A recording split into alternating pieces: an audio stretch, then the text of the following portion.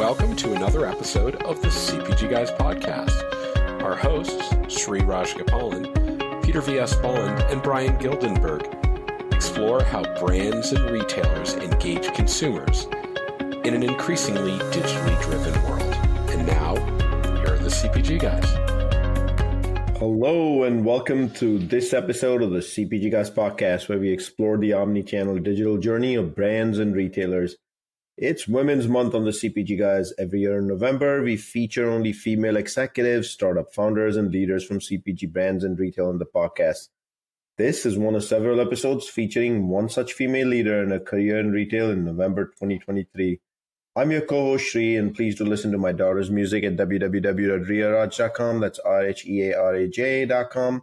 And follow the exciting adventures of my younger daughter at Dream Academy by Hybe and Geffen/Universal Records on YouTube or Instagram. Joining me today is none other than the notorious Peter, who is also the co-founder of the podcast, a loyalty and insights guru. And when he's not podcasting, he serves as partnership acceleration lead at the newly rebranded Flywheel. Hello, Peter. How you doing, man? Sri, I'm torn today. I'm torn because of our topic and our guest. I love a really good brain freeze like anyone else does, right? Okay, so you go to 7-Eleven, you get a good brain freeze. But I'm also torn because I'm going to have to deal with not one, but two Hokies today. And that's got me a little worried, a little concerned. But I'm going to go with trepidation into this conversation. I'm doing well. I miss you. It's been, how long has it been since I've seen you? A week? Give or take. I miss you, old man. We need to be next door to each other. This coast to coast is just too far. I need to be able to just walk next door and, sit in the backyard and hang out and have a lemonade with you. You mean 2,754 miles is too much? Just a little too much for me, Sri. I miss you, man. I guess. But before we Peter. Oh, yes, Marla. No, I was going to say, instead of your lemonade, I'll give you even one better. This weekend, actually throughout the rest of the year, but since it's Halloween, extra fun, it's Mountain Dew Pitch Black Slurpee. So for your brain freeze, go check it out. It's at 7-Eleven, and it's an exclusive flavor. So fun.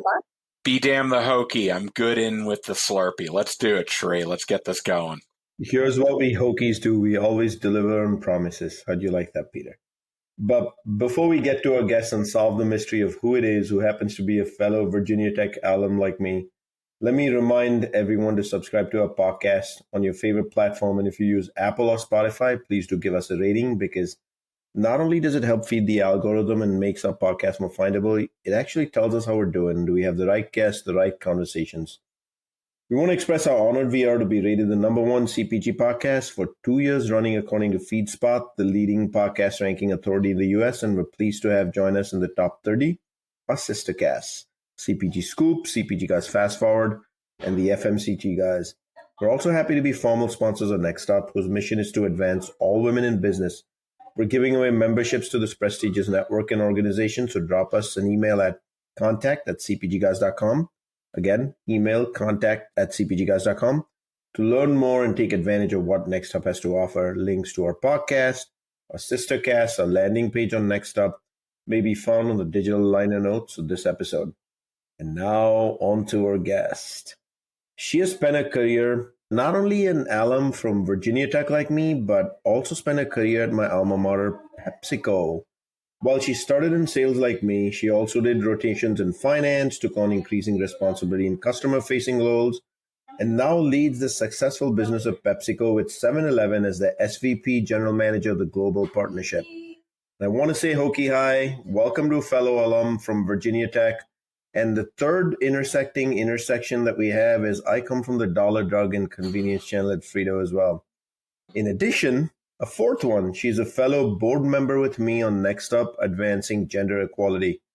Welcome, Marla Daudelin. Thanks for joining us this special month in November 2023, Women's Month on the CPG Guys. How are you, Marla? I am great, and thank you for having me. Definitely looking forward to talking with you and Peter. Before we get to the questions I've prepared, Marla, would you please give us a description of your role as SVP GM of the Global 7-Eleven Partnership at PepsiCo? Absolutely. So, yeah, it's a great, unique role. We have a few of these across PepsiCo, but you get to work directly with a customer team and the customer as well. And mine is 7-Eleven. And so I get to work across all of our businesses on the Pepsi beverage portfolio, the Frito-Lay snack portfolio, Quaker, as well as what we call Prop Bev, so Slurpee and Fountain. So all of those fun businesses, and get to have great conversations with all of the different divisions at PepsiCo, as well as with 7-Eleven. And here in the US, Canada, Mexico, and global, as you know, in Asia. Bringing back memories of floors as well as building numbers at Frito back in Plano, Texas, and from the several years spent at Legacy Drive. Thank you for that, Marla. And in the digital liner notes of this episode, we'll include links to your LinkedIn profile, PepsiCo's LinkedIn page, for our listeners to access while we move on with our conversation. So I'm going to start here with the CPG Guys' first question always, which is we love to hear about career journeys and how they evolved. You graduated at Virginia Tech, started a career in sales, did rotations in other cross-functional roles, and then you've been in customer-facing roles for a while now with increased responsibility, and now developing PepsiCo's business as a general manager for the convenience channel. Take us through the years, the experiences you've had, and what were some amazing learnings you've had in the process? Yeah, absolutely. So first of all, I always tell people, hey, it's been a journey. I'm celebrating my 30-year anniversary at PepsiCo this year. So definitely very special in that regard. And I started out like so many people at PepsiCo right off college campus. And it was the Sales Associate Management program back in that time. And you started on a route truck. So I literally started at Frito-Lay on a route truck and learning the business from the ground up. So I always tell people at first, I was on it for a year, and you sometimes always would ask yourself, wow, I went to college and now I'm slinging boxes and working routes. But it was the best experience and the best learning for understanding the business and getting to know the people across the retail landscape. So learned a lot. And then I went into my first management role, and I did this in Roanoke, Virginia. So right down the road from Virginia Tech. So had a little bit of knowledge, obviously, of Western part of Virginia, and got to manage a whole team there of route associates. And so what makes it fun learning from people is there's so many years of experience, and we're one team trying to obviously deliver performance, right? And grow sales together with our customers. So I think those were like critical, key, fundamental learning years. And then as I continued to grow in my career, had the opportunity to move as well as to take on larger roles, managing teams. And I would say I kind of crisscrossed managing teams, managing customers, and kind of back and forth, and increased in size and scale of responsibility.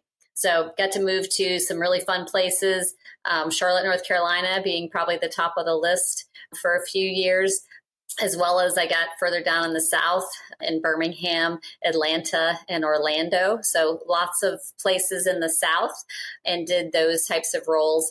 And then I had the opportunity to come to Dallas. And Dallas had the privilege to then get a national scope and run our VP of supermarket role. So got to see the whole country, got to see several retailers, work with my teams across the country, and develop strategy to be successful within that channel. So that was great. And then obviously coming into headquarters, seeing how our headquarters decision-making forums, right, versus the field sales side.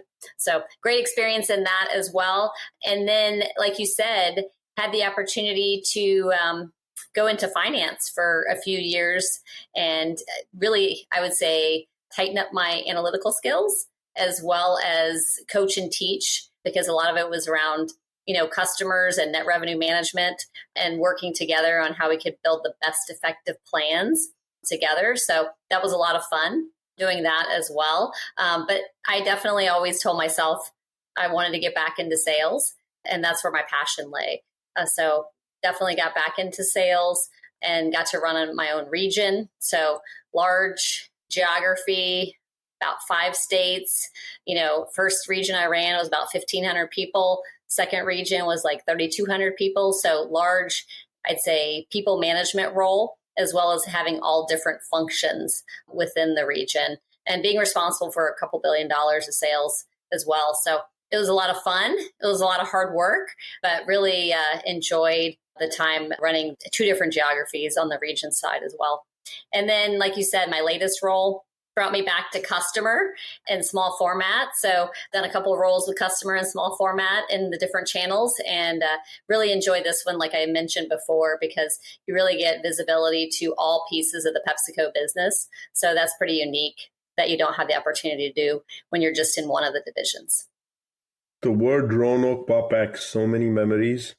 I am tempted to ask Marla, should we keep count who's been to Sharky's more times and had pictures of Killian Red for $1 on Friday nights, because that's all I could afford back then. And who's been to Mikado's more times, as well as Vietnamese tea house in the strip mall where we had the store. Oh, I know. Those are good memories. Legendary memories live there. Did you ever make it out to Mountain Lake? Of course you did. Stupid question. Yes, absolutely. Yeah. And I even, part of my geography, I even went into a little bit into West Virginia too. So I got the best of the countryside there too. Did you ever get to go to a Mountaineers game at West Virginia? Yeah, up in Morgantown. My first date with my wife actually was Cincinnati at Virginia Tech. I'm talking Jim Druckenmiller era, along with Ken Oxendine, who was the running back then. I'm going to interrupt here before we get too hokey in our... Peter, you're going to have to hijack this, otherwise we're going to get carried away. Next thing you know, we're comparing addresses. 5600 Terrace View Apartments. Here we go.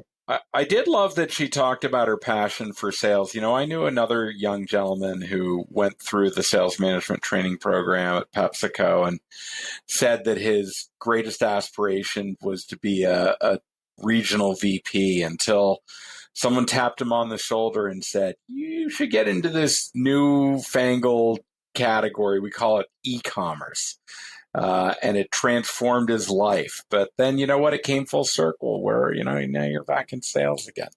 But anyhow, hey, Marla, thanks so much for joining us. We're really happy to have you with us today. It's always good to have a conversation about particularly a company and a space that Sri and I have both experience in. He worked at PepsiCo. I worked on site at PepsiCo for 3 years at IRI. So I walked the hallowed halls of purchase and spent a little time down in Plano as well and out in Chicago at the QTG group. So obviously, as you moved up and moved up in your career, you had an opportunity to work for probably some really good inspirational leaders. You learned a good deal from them. I'd really love to know, as you started to adopt some of the practices you saw that motivated you, what are some of the leadership attributes that have served you well over the years and have helped champion your career success? Yeah, no, absolutely. There has been quite a few folks that have been inspirational leaders over my career. So I won't give you the laundry list of those, but what I've learned from many people over the time that I've been in several different roles is, you know, one of the pieces, servant leadership, is since I grew up in the business, and obviously several field roles where you're really out in the marketplace, talking to the frontline teams, removing obstacles, you become a servant leader. And what can I do to help remove obstacles so that folks can focus on being successful in the marketplace? So I would say that that's probably job number one. And then the second thing is, you know, building the right team. I think, you know, as soon as you get into management, whether it be customer management or people management, having the right team, and, you know, you hear different people say the right people on the bus or the right people on the field. I absolutely have always been really focused on how do I make my team the best possible team out on the field. And I think, you know, there's several things there that you can kind of look at, but I believe you have to make sure you have diversity of thought, diversity of experience, and, you know, it's always good to have different tenures as well. So one of the things I'm always looking to do is, you know, there's obviously people that we internally promote. There's external hires as well. And people from, like I said, Frito-Lay gave me the opportunity to go into finance. I wasn't a finance major. They took a risk on me to do that, to get different thought leadership. And so I try to look at the same thing to bring people on my team so that you can really build the best team. Because if you build the best team, you're going to win. Like, that's just how I view it. And so I would say those two things, if you can build the right team and you can win in the marketplace and you can win, then there's nothing better from a leader perspective. No debate there. You mentioned teams several times, but before I actually get to that question, I do need to ask, Pamplin College of Business, right? Was it Hap Bonham who was the dean back then? Say that again. I'm just kidding. I know the Pamplin College of Business, but you're asking me who the dean was? Yeah, we probably graduated within a year of each other because I've looked you up on LinkedIn, and I'm just messing with you. I'd have to Google that one. I am that diehard Virginia Tech alum. So let's go to teams.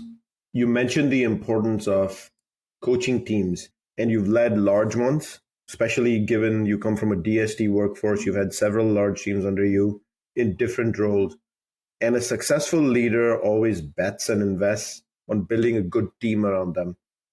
What do you look for in attributes for those who you want to bring on as leaders under your team?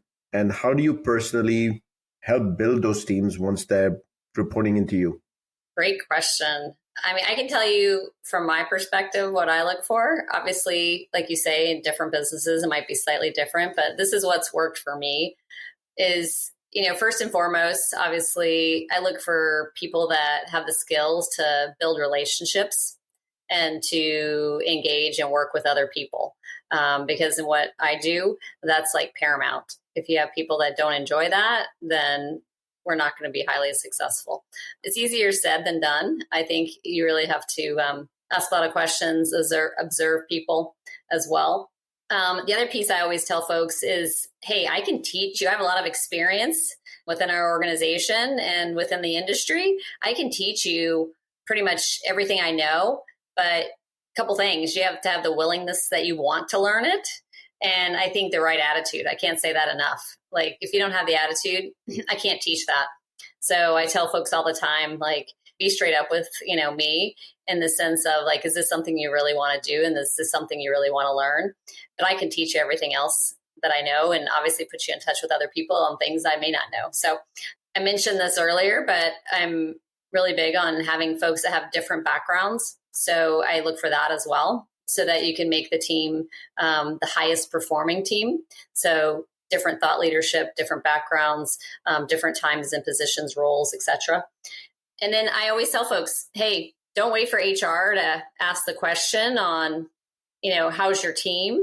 Always be constantly evaluating your team and making sure that you do have the right people in the right places, because, you're not going to be successful if you don't. So make changes.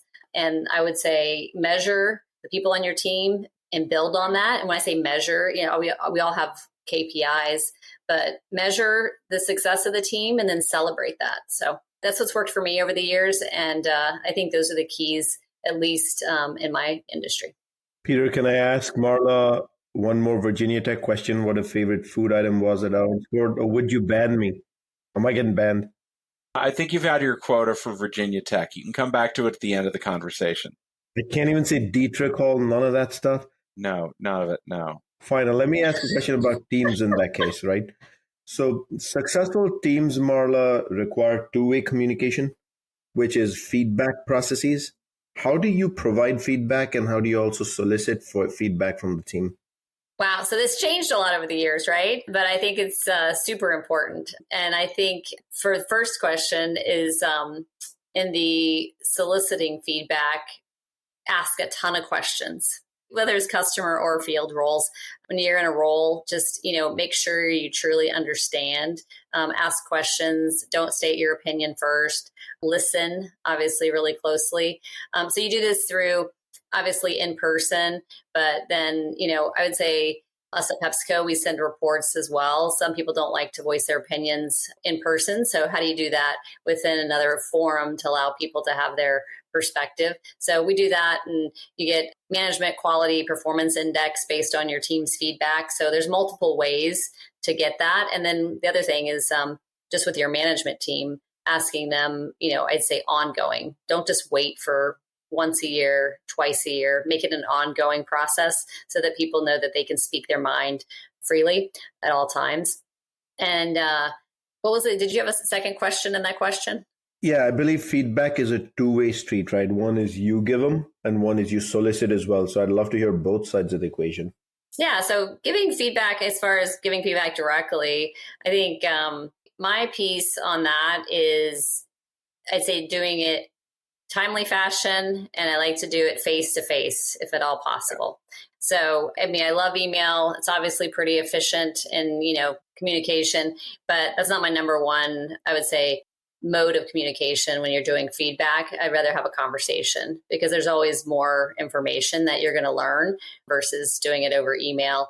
And then, you can do it over the phone, but I like to see people and their expressions. So I always try to do it face to face or Zoom if that's the other option that people have. But that would be my way. And obviously, when you're early in my career, when I'm in the field roles, I got to be out in cars and traveling together with people and spending lots of time. So that was probably the time, beginning or end of the day, we would just have a chat. Yeah. There are three forms of communication. There's the words you use, whether you write them down, you put them in an email. There is the tone in which you deliver it. And then there are the nonverbal cues. And to your point, Zoom is good because you capture all three. And the nonverbal cues seem to be the one that most research I've seen says communicates the most about what's going on, because there are facial expressions, there are other cues, and you really need all three of them. And if you only have one in email, I found that people can misinterpret. Well, you think it's perfectly benign, and other people find it massively confrontational. Yes. That's basically all of my communications with Sri. That's why we try to do Zoom calls all the time. He's smiling, but it's true. Hey, Yankees fan, Dodgers fan, opposite ends of the country. What were you expecting? Oh, jeez, I know. The other thing I didn't say, and I'm sure all of us agree on this, is when you're giving feedback, don't give 12 things, right? Like, people cannot absorb, and me included. Like, give me your top 3, 4 max. Right. So I think people sometimes they want to go through the laundry list of like, here's all 12 things. I'm like, oh my gosh, pick the top 3 or 4 and like focus on those. And then, if those get addressed, you can move to the next 4. Yeah. Yeah. But some people just they want to get it off their list versus thinking about what's really productive. So, Marla, no surprise, we live in a transformationally omnichannel world right now. The pandemic had a massive acceleration on how we buy products, how we engage with consumers. I'd like to know, in the roles that you had, how did everything that was going on, suddenly people consuming more at home, suddenly people doing more e-commerce, and then even in the last, couple of months, it continues to transform. Like, how do you adjust that? How do you get your team comfortable with this massive amount of what essentially is discomfort, right? And how do you stay on top of that to make sure that the company can actually not only survive, but thrive? Yeah, great questions. And it was super challenging. I mean, I think all of us could agree on that, in the sense of like how VUCA the environment was and how quickly. So before I was in this role, I was in a Frito-Lay, it was called immediate consumption role. And basically that was small format as well. So I had similar drug and convenience and gas in that role. So I had all a small format. So I would say number one concern, right? And it was different by channel, but I'd say high touch frequency with your team, right, on the massive amount of change that was happening in the marketplace, but also with your customers. And I remember just endless phone calls and Zoom calls, just staying in touch, right, with all of the things that were happening in the business. So, as you guys all can remember, in at least C&G, people weren't going to the office. So therefore, there was dramatic trip loss in the convenience channel. So drug, it was a little bit of the opposite. People were getting COVID. So their traffic was, going up because people were going to the drugstore for obviously medicine. So So this all has like a day part implication as well, doesn't it? It's not only just a channel, it's a day part. Absolutely. So we saw like in CNG, like afternoon evenings, right? When people were leaving their house to go, they needed to get out because they were going stir crazy. They would. That's why we created this podcast, because honestly, Sri and I were going crazy at the beginning of the pandemic. I'm not kidding. That's why we did it. That's awesome, though. And look where it is today. But yeah, so I think it was just, we were constantly evaluating the trends. We were working with our, we call them our demand accelerator team at PepsiCo, like lots of consumer insights, like I said, and taking those to our retailers, asking them what they were seeing, what we could be doing different, better. Everybody was trying to, I'd say solve complex issues. And the key was just obviously driving traffic where you could in small format, and then how you get the basket and the units and sales growth, right? So, and it was tough. I mean, like in those channels, it was tough the first 6 to 7 months. So it came back, as we knew it would the following year, because obviously omnichannel was and online, went through the roof.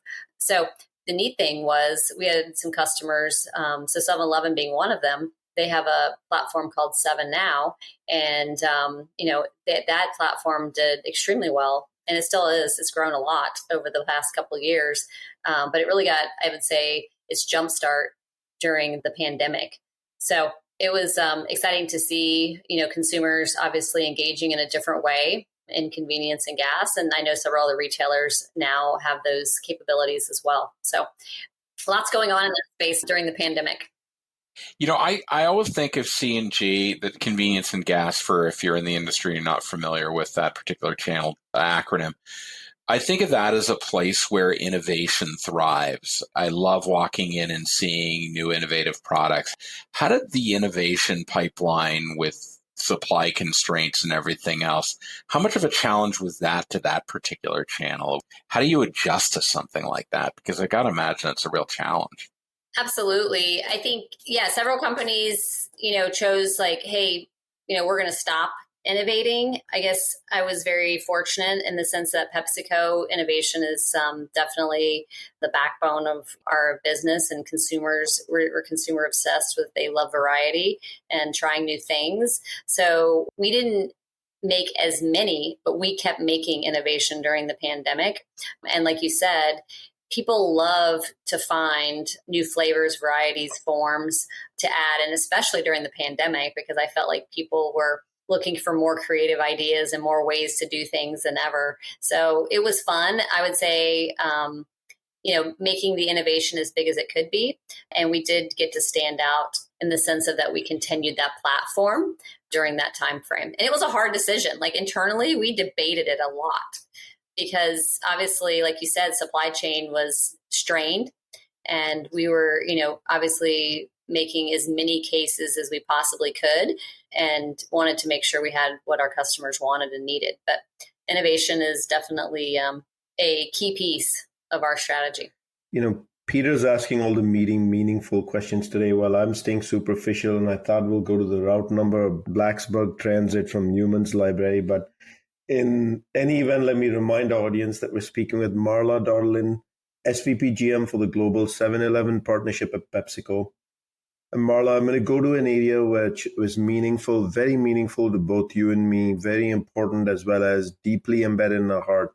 And that is, we're both fellow board members of Next Up, a journey you have been on for quite a bit, and one that I have been in for the last 5 years. And I would love to hear about your involvement over the years with Next Up. How did you hear of Next Up when it was Network of Executive Women? How did you choose to get involved?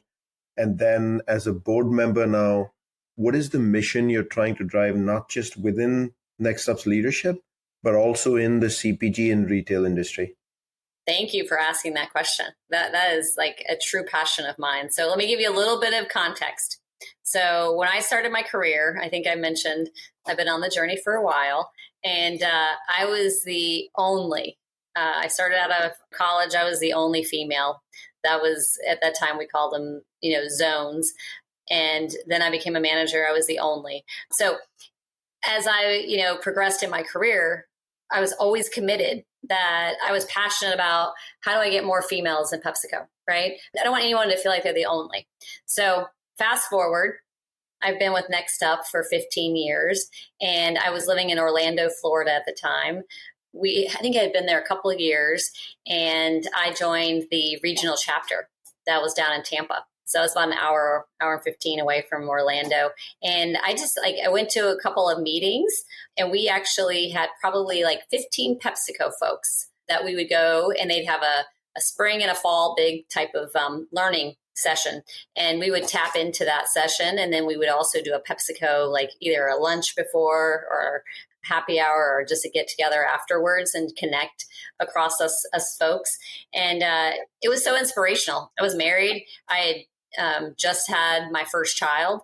And so for me, it was a little bit like not feeling like you're on an island, meeting people across the industry, meeting people within PepsiCo as well there. And so it just provided I would say a really good community of folks that you could talk to. And you could talk to them a little bit about work, obviously, but I would say the other topics we talked about were probably the most important. And that was just about, whether it was career or personal. And you had that feeling that you could reach out to folks and they knew, like, they had been through some of the same things you've been through. So you're not on an island by yourself. So I always tell people that Next Up provided that community when I first joined the organization. And I thought the topics were just so relevant to me as well when I was in Florida. But then fast forward, I belonged to a couple different regions as I moved, and then had the opportunity in Dallas. They came and asked me, hey, would you like to be the Frito-Lay ambassador of Next Up? And I've been involved in our internal ERGs for a while, but it was a privilege. So I got to lead Next Up within the Frito-Lay division. And so it was exciting. Got to attend all the ambassador things at Next Up, learn about I'd say the more of the national organization versus the regional side. And then had the opportunity later in my career to become the PepsiCo ambassador as well as on the board. So I feel like I've kind of grown up in Next Up. And what we try to do at PepsiCo is we have a strong group of like 1,200 women that are members of Next Up across the organization. And I really try to integrate what we do with Next Up also with our internal ERGs, because we're all trying to achieve the same mission and goal. And like you said early in the podcast, it's really to recruit, advance, retain females in the workplace. And so it's been a big passion of mine. I think we all spend time on our passions, maybe outside of our day to day. And it really has been fun to watch the progression that I've seen, not only at PepsiCo, which I'm super proud of, but also across the industry of when I first started to where it is today. You go to one of the previous Next Up Summit in Chicago. And I remember like the first one I attended, and I remember the one we just attended a few months ago. And it's so neat to see how far we've come. Marla, you actually brought back another memory, which doesn't have to do anything with Virginia Tech, so Peter can be happy. It actually has to do with PepsiCo. I still remember you mentioned the ERGs, little known secret, starting up and forming the PepsiCo Asian network back in 2004. Under the guidance of Al Carey, who had just taken on a role as President of Sales, Chief Customer Officer, and just about starting the PepsiCo Power One. And I'll never forget that moment when I was summoned to his office. I thought I'd done something wrong because it was after a presentation. He talked to me about, should we be doing this? And another one that through the PepsiCo ecosystem that I learned a lot from and to the day have benefited from. Yeah, no, you bring up a great name. So I got to know Al as well. And he was just a true inspiration across the industry, as well as I never met anyone that Al didn't know or have a great relationship with. And he was the ultimate, frontline leader, as well as I would say customer leader. He always found a way to bridge customer and our PepsiCo divisions and brands. So super inspirational. I'll never forget this memory. So Stephen Williams, he's the current CEO of Frito, but he was at that time running the regions at Frito, and he was my boss. And so I had all of Texas, and Al flew in and we did a market tour. And so at the end of the day, I learned that Al had flown down and he was telling Stephen that he was getting close to, I think the next day, the retirement announcement came out, and he made a special trip just to do that. And that was always a memory. One, I had a great day with my team in the marketplace with him, and he was always inspirational to the entire group that he would take the time out of his busy schedule to do that. So that was very impactful. Great story. That's wonderful. So thinking about back to this omni-channel transformation, even in the last 6 months, we're seeing a lot more change. We see inflationary prices. But we also see a return to stores. I'm really curious how you make sure you're adapting your team and their focus to ensure that PepsiCo is thriving from a demand and the consumption perspective. Ultimately, I think to the fact that as far as I can see back, PepsiCo has won the Kantar Power Ranking survey, and that doesn't come without a lot of effort and a lot of work in partnership with retailers. So I'm really curious how, even in these turbulent times, you're able to make sure that you and your team are doing their part towards satisfying consumers and partnering with customers. No, great question. Sometimes it doesn't feel like it, right? Day in and day out.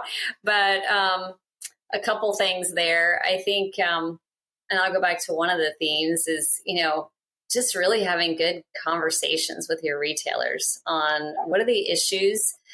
Obviously, we always have things that we think we're trying to solve, but making sure that you're on the same page with your retailer and what they're trying to solve so that we can help each other do that together. Because so many times, I've seen where people have their own agenda and then it doesn't line up with whoever you're trying to work with on the retailer side. So I think that's a piece of it, in making sure that you have that, and high touch, right? Because things do change pretty quickly in the retail landscape. So making sure you have those conversations frequently.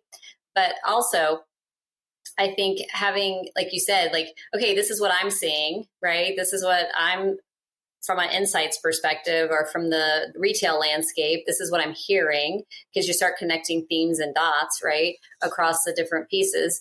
And then hear what they have to say as well. And then what do we want to go solve? Because there is, especially right now, as you guys, I think everybody's in this space of, obviously the consumer is very focused on value.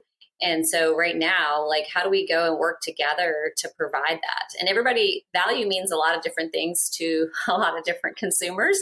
So it's not always just about price.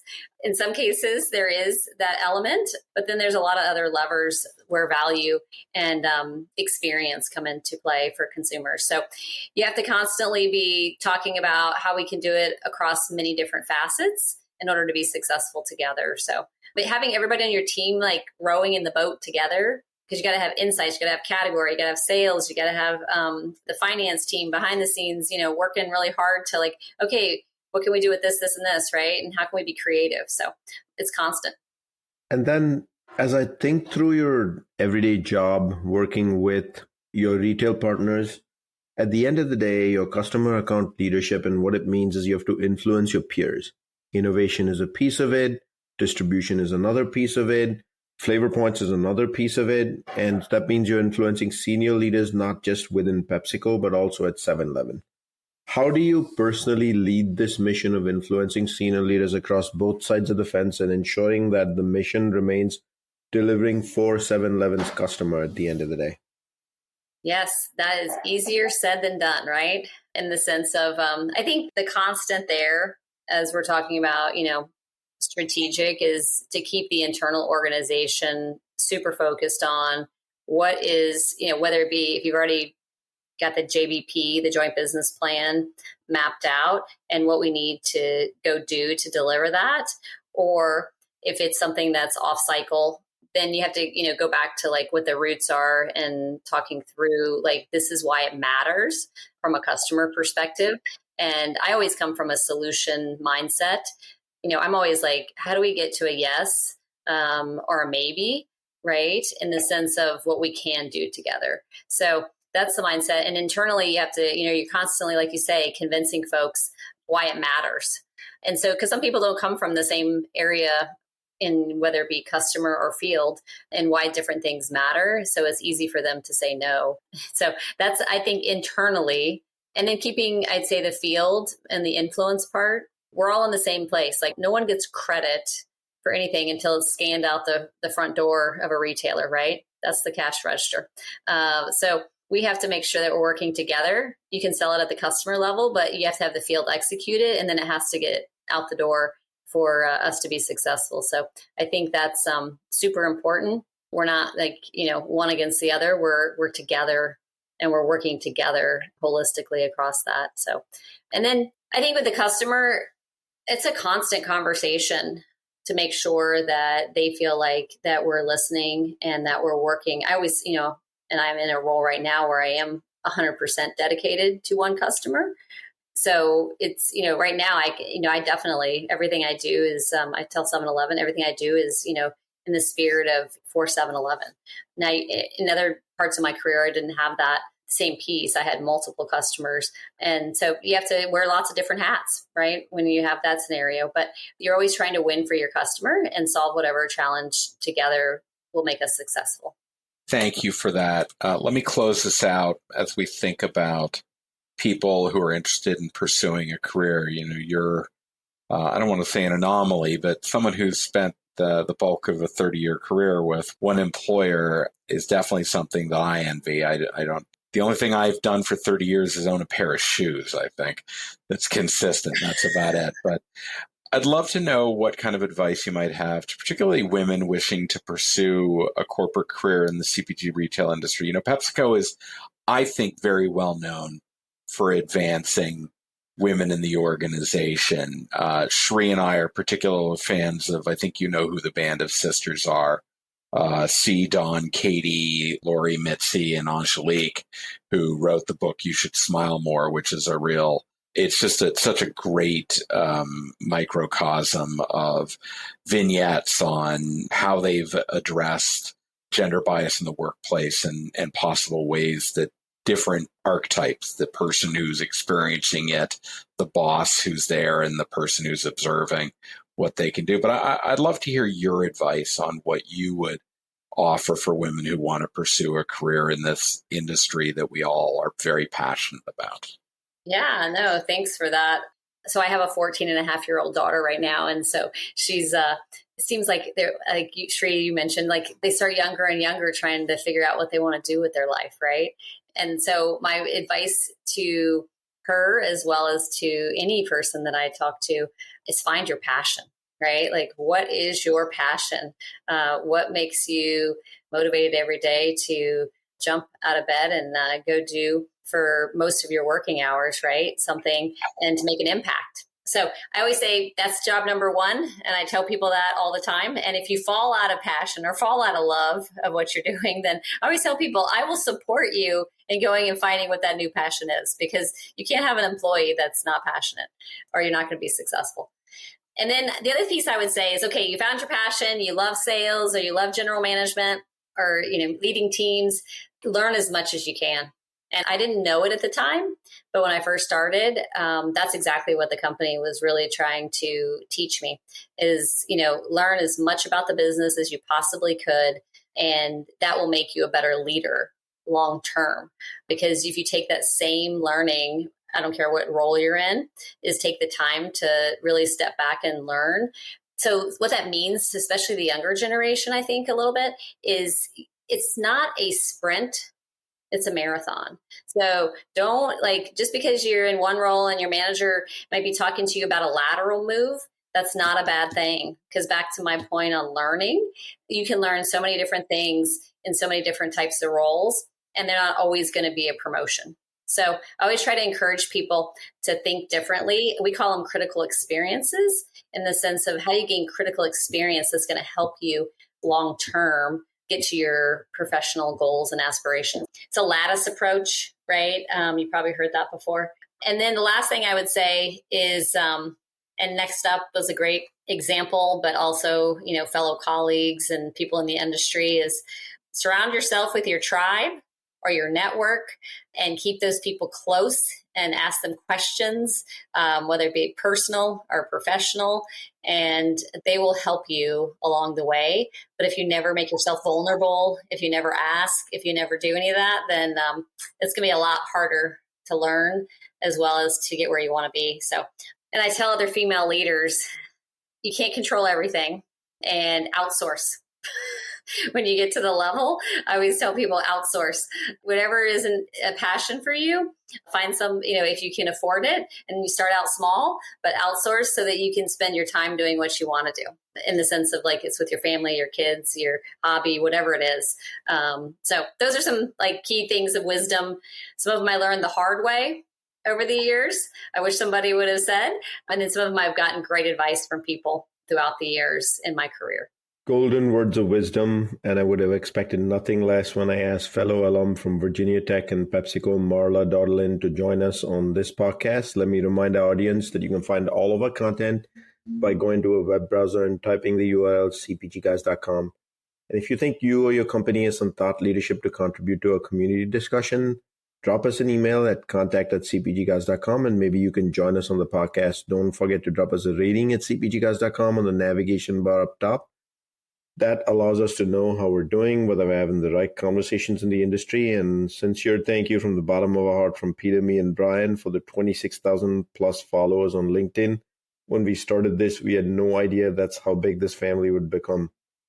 Marla, sincerely, thank you. I know we had some tech challenges today when we tried to record this episode, for your flexibility in giving us another slot today and actually committing and doing this podcast and not turning me down when I asked you. Sincerely, thank you for joining the CPG Guys. No, thank you. Appreciate the time. Peter, it's that fun part where I ask you to summarize the learnings that Marla has shared with all of us here today. Thank you, Shri. Yeah, wow, what a great story. 3 decades at PepsiCo. I love that she started on a DSD route truck. Shri, my second day on the job at Hart's Pet Care when I came out of business school was on a route truck driving livestock to Woolworth stores in Spanish Harlem. Anyone remember Woolworth? Yeah, exactly. That was Hart's largest client at the time. The days have gone. What's great I heard from her is making sure that to succeed, you learn from those who you encounter, who you work with, above you, beside you, below you. That is going to serve you well as you move through your career.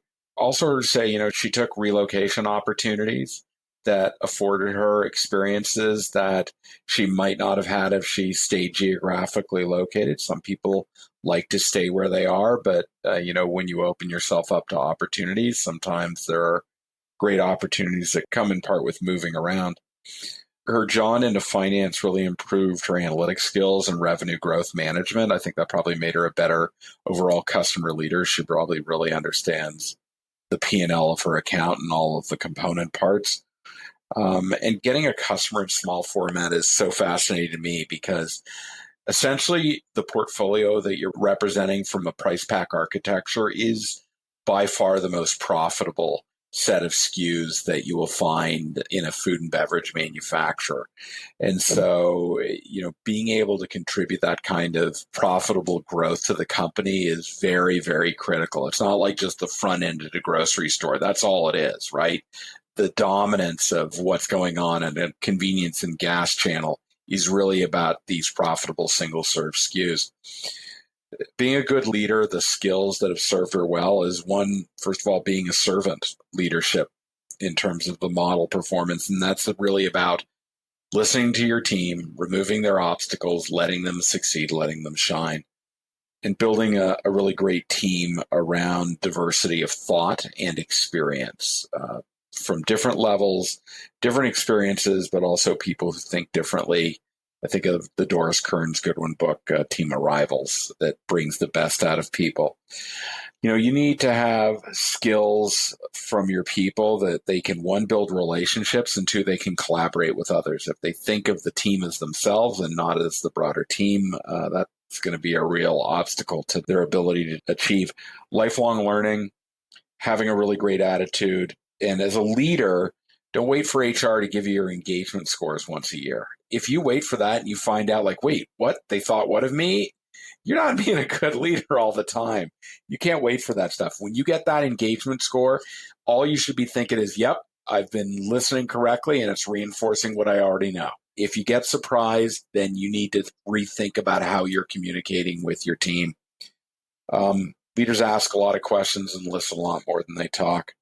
During the pandemic, the transformation in omnichannel required, particularly with the change in shopping patterns and purchasing behavior, a real high-touch approach to both the teams and the customers they were working with, and being able to pivot. 7-Eleven, as much as they were suffering from, the morning drive to work traffic pattern, they also saw their 7 Now delivery business explode. And so being able to make sure you're servicing your customer when they need their help the most is paramount.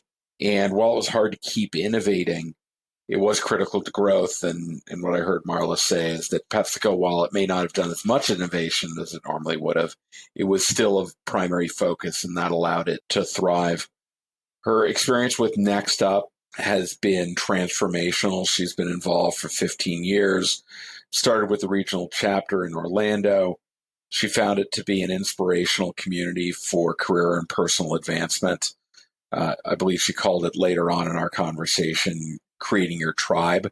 And then moving up from Frito-Lay ambassador to overall PepsiCo ambassador before finally joining the board and having a more significant role in how this organization is going forward. I know that Sri and I are personally excited about what's going on at Next Up this year with the arrival of Lisa Baird. And, if any indication is coming from the summit that went to 1,600 people and completely oversold, that's a real sense that people are invested in it and think it's worthwhile. You want to be successful in your organization and make sure your team is working well. Keep your internal organization focused on the joint business planning outcomes that you have set with your customer. Yeah, you're going to get curveballs every now and again, but focus on what those outcomes are and make sure that where you're spending your time is delivering against those outcomes. That's how I read what she shared with us. And from a personal standpoint, advice to people who want to get in this business, don't do it if you're passionate about it. If you're not passionate about it, make a change, but be passionate about whatever you do, because you're going to do the best work if you like doing, not because it just happens to be where you studied and you think you have some functional expertise. That's not enough to build a career. Learn as much as you can through critical experiences. And I'll just close out by saying, Sri and I, this, build a tribe, right? You and I have got that. We've got many tribes we belong to, and we keep them very close to us. That's going to serve you well in your career. That's what I heard, Sri. That is one heck of a wrap up, Peter. Thank you for that. Marla, thank you for not saying no and joining us on the CPG Guys. And I will wrap up this episode by asking our audience that very question that Marla put out there. Who is your tribe?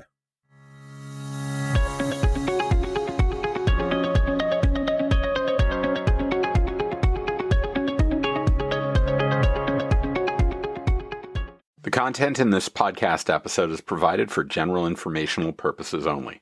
By listening to our episode, you understand that no information contained in this episode should be construed as advice from CPG Guys, LLC, or the individual author, hosts, or guests, nor is it intended to be a substitute for research on any subject matter. Reference to any specific product or entity does not constitute an endorsement or recommendation by CPG Guys, LLC. The views expressed by guests are their own, and their appearance on the program does not imply an endorsement of them or any entity they represent. The views expressed by CPG Guys, LLC do not represent the views of their employers or the entity they represent. CPG Guys, LLC expressly disclaims any and all liability or responsibility for any direct, indirect, incidental, special, consequential, or other damages arising out of any individual's use of, reference to, or inability to use this podcast or the information we present in this podcast.